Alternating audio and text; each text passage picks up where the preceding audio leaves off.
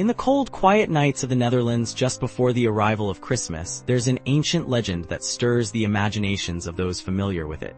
Sunneklaas, an eerie and often terrifying figure, is a character shrouded in mystery, a darker counterpart to the beloved St. Nicholas. His story has passed down through generations, carried on the wind and whispered in hushed voices, especially in the rural villages of the northern provinces of the Netherlands. Unlike the jolly St. Nicholas who arrives with gifts and goodwill, Sunneklaas is a figure of menace, and his origins are far more sinister. He is said to come during the night when the air is thick with winter's chill. While many associate the figure of St. Nicholas with kindness and joy, Sunneklaas has a different role in folklore. He is the one who punishes the naughty. The legend of Sunneklaas, though now mostly relegated to the realm of folklore, can be traced back to the early 19th century in the northern Dutch regions, particularly in Friesland. According to the stories, Sunneklaas would emerge around the same time as St. Nicholas, but his presence was feared rather than celebrated.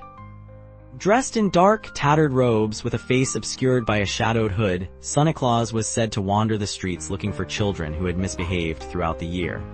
Where St. Nicholas rewarded good behavior with presents and sweets, Sunneklaas brought spiritual and physical retribution. Some versions of the tale tell of Sunneklaas carrying a large sack over his shoulder, into which he would place the bad children, taking them away to his lair. Other accounts describe Sunneklaas as a more ghostly figure, appearing silently in the night to haunt the homes of those who had been naughty. His punishments, though rarely described in full, were said to be severe, sometimes as simple as frightening the children into behaving, other times as cruel as physical punishment or even abduction. The arrival of Sunneklaas was once a symbol of fear for children.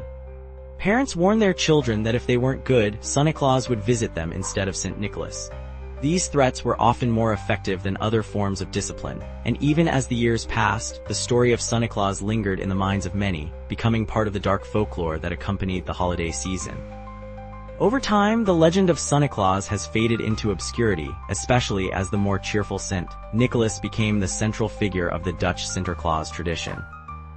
However, remnants of Sunneklaas's influence can still be found in the eerie tales told around the holiday season, particularly in rural areas where the older generations still tell the tales of the punishing figure in the dark.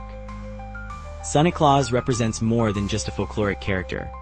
He embodies the fears and morals of a society trying to balance reward and punishment, joy and fear, in its approach to parenting and discipline.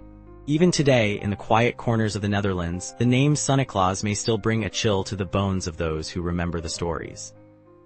Thanks for watching, like and subscribe for more.